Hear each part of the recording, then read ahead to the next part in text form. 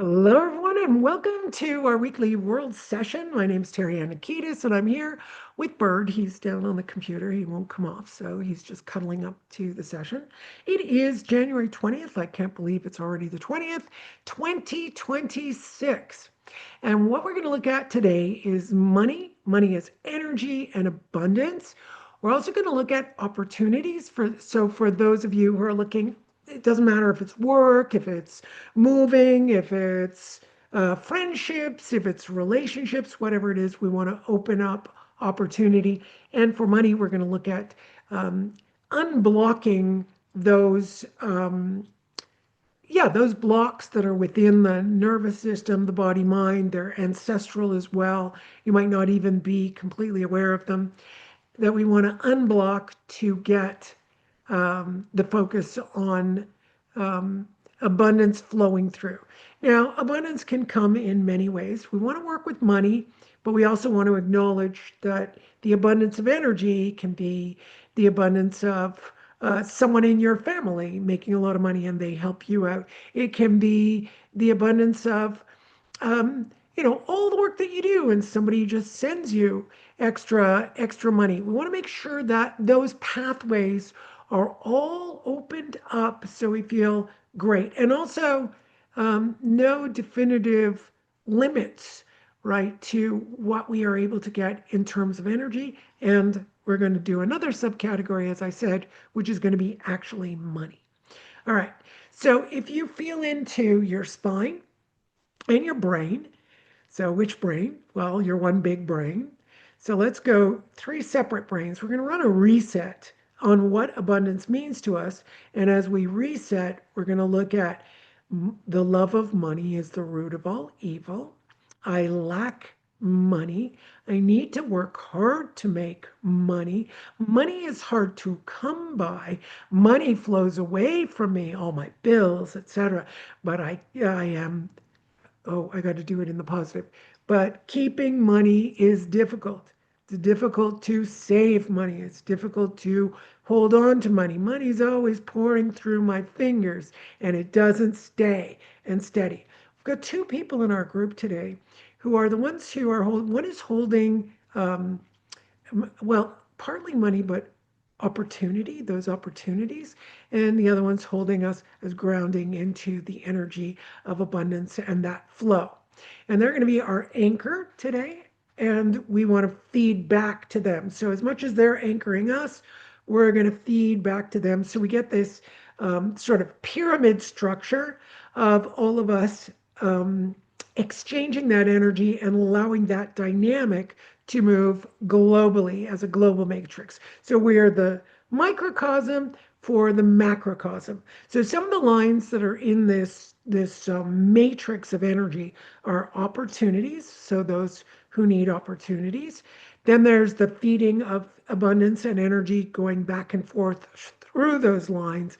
And it really makes a beautiful flower of life, right? So I'm just seeing the entire flower of life. We are all located in there. Whoever's watching is located in there. And whoever else ends up coming into the matrix in the world, we're going to have everyone in there. So flow in and out of abundance, of money, and of opportunity. These are our three focuses today.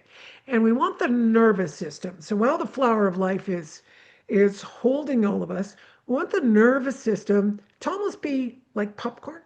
Boop, boop, boop, boop. All those beliefs just showing themselves. When you see those beliefs, whatever your belief is about money, about opportunity, right? So sometimes someone can say, I lost this wonderful job, or, I was the last person at the sale and I didn't get this thing. And they see it as a negative. It's not a negative, right? I always look at things as I follow the no doors till I get to the yes doors. So when something says no to me, I know that that is guiding to me to where I need to go. So that's one way of looking at it, just a metaphor, or knowing that divinity, that God, that the universe, however, whatever word you want to use, is showing you the best way. So if the universe says no, no, no, It's like, okay, I'm again being guided by the no doors, but remembering that God is always looking out for your benefit, right? For your benefit. When you start to resist, even with a belief like, oh, money's really hard to come by, money's difficult to make. I have to work really hard to make money. Money doesn't grow on trees. Yeah, actually it does. But anyway, money, yeah, just saw the work hard for lots of money. And we also have to remember not everybody can have the same amount of money. We're not going to go around and say every single person is going to be a billionaire because then the billion will be worth nothing. Then a loaf of bread will cost $1 million. So that's not going to work out, but that we are all accessing the abundance that is designed for us and not with lack. Okay, it isn't lack, it is abundance that's designed for us. So if somebody says to me today, right at this age, 66 years old, just about 66, that I'm going to go out there and become this massive CEO of a company and be healing the planet, I don't think so.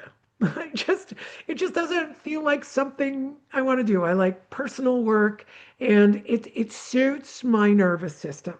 I don't see myself going to do all those things. Sure, teaching classes, all that kind of stuff, but I don't see myself being like, oh, a massive corporation and I go treat people all day long. I don't think I would be able to um, tolerate it at this point. It's just not my thing. And somebody else in the group also mentioned that I would like to work less, and this is a big one. Work less, make more. Work less, make more. Why not? Because it sounds ridiculous, it sounds greedy. It is not. Why? Well, if you're very popular and you have a lot of people coming to you, there is no reason you should not increase your rate and then have more people over time so you have a waiting list. This is appropriate for your energy, and God is telling you. God is telling you, look at your energy and what it's bringing to you. But you're getting tired. That's not the way this is supposed to work. This has to be paid for. And the problem with people who are independents, they will push themselves, right? Independents like me, like quite a few people on this group, we're going to think that, oh yeah, I could push myself a little bit more. I could push myself a little bit more to be able to do this. And no, that's not what God's telling you, right? God's telling you, no, you've got to go slow at your own pace, keep your body, your mind healthy, whatever it costs to keep that healthy. Because we know, here's another belief system. An accountant told me this. He said, one of the most difficult things to charge for is services, but you've just got to make your price, set the bill, and send it out, right? Lawyers don't have a problem because they are lawyers. They will go after you. But, even my accountant, why would he necessarily go after someone? He's going to go after someone, let's say, for $2,000. Is he going to go and do that? Maybe not. Why would he go to court? He doesn't have a lawyer on call. Big companies have lawyers on call. They have lawyers always on retainer. So it's no skin off their nose, right? So for us, it is. We don't want to, even if we went to small claims court, we don't want to go there. And it makes sense. It does make sense, right? It's a waste of time, energy when you could be working. So with that in mind, we want to break that spell so that we understand, oh, okay, it is hard to charge. That's a psychological ban, but you just have to. You just have to. You just have to put the price down. You start to look at it, you write it, you put it everywhere on your website, you put it on your invoice so everyone knows what that pricing is. Yes, you can help out someone who is not doing so well. Absolutely. That's fine. I do that as well. I do have a sliding scale for people who cannot afford. Um, I also, I have prices for people who are my clients. Before 2025, I kept the old prices. New clients, it's different, right? The price is a little higher, but it's all written out. There's nothing that you're missing. And that is very important for energy work.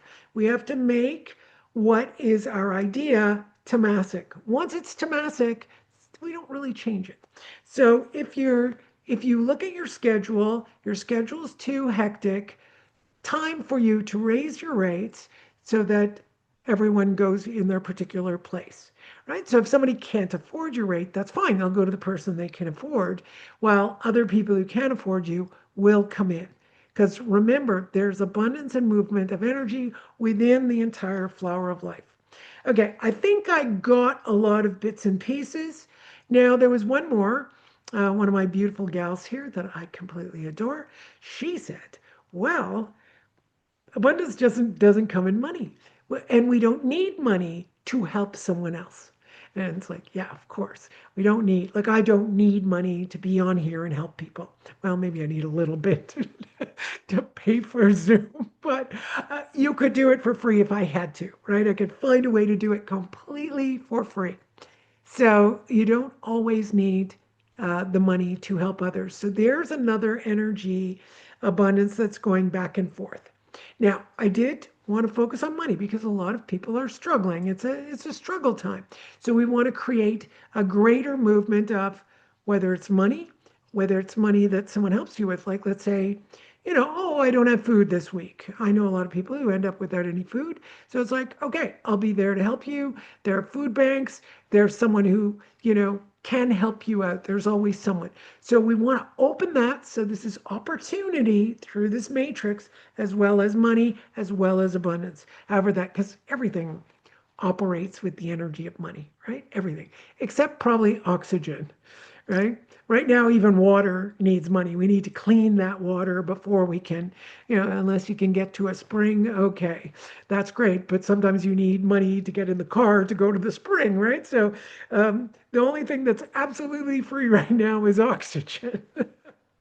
And everything else is, it has a cost to it. So we have to remember that whatever somebody is helping you out with, you're going to, even if you open your tap, it's I don't care where you are, the taxes pay for cleaning it so that we can drink it, even if you have really good drinking water.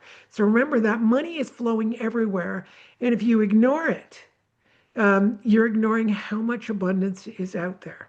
Okay, so focusing on that, that's going to help everyone, especially in areas of the world where, what if there isn't water and people have to walk really far to get water, right? We want to get that abundance going so those people can end up having a well in their area and learn how to create their own abundance and wealth. I mean, if you have a village in the middle of nowhere with water, you're pretty abundant. You can grow fruits and vegetables, and you can, uh, drink that water and not have to walk all day just to get some, right? It's a pretty abundant thing. So those essentials are required, and we are working with this dynamic so that we could get this everywhere. And there are a lot of people, a lot of very rich people who do help with all these things, and they're absolutely wonderful. So I'd like to bless them as well.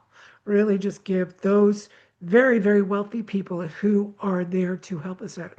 I don't think they're, I mean, some people could direct their funds in not a nice way. That's possible. But the very wealthy, um, first of all, they can't just go there and access all of their money. When you say somebody's worth, like, what is it? Elon Musk is the first trillionaire. I don't know if he is yet, but he doesn't have it in his pocket. He can't just take it out and give it, but he can use whatever he benefits from that to help people, which he does do. And Bill Gates does the same thing. No matter what you think of him, no matter what you think of Elon Musk, these people help other people. They do. And sometimes maybe they've put it in the wrong place. Okay, but our blessings will help them send it to the right places. That we're part of the vertical. I know I say this often, but I think we forget the vertical is where everything is occurring. And if I am in the vertical, if I start going in the horizontal and I'm like all crazy about things, and oh my God, this person's bad and that is not going to help anything. If I'm in the vertical and I understand, oh, I'm really scared of this. Oh, I really experienced disgust over that. Sure, I can see those things, but I want them to release from my body. How do I do that? I remain in stillness. I know I talk a lot here because I don't know, I just never learned to just sit here and go, well, and do the session. Just learn to vibrate the session out there. But sitting in stillness, which I've been doing, I've been using monoamide gold, and it really just helps with the stillness. So there we go. Um, I think that's good. I see the flower of life in 3 dimensions, all in gold. It's absolutely gorgeous. So, yeah, let's just get that tapped into our bodies. If you do the cross, whatever symbolism you have, what prayer, anything, it's whatever suits you. Because remember, it's all one and the same. We may look different, but we're not. We may act different, but we're not. People forget that. All right. Love you all. Thank you so much. Have a great week. Please like, share, and subscribe so we can get this work out there to help as many people as possible. Love you all. Bye.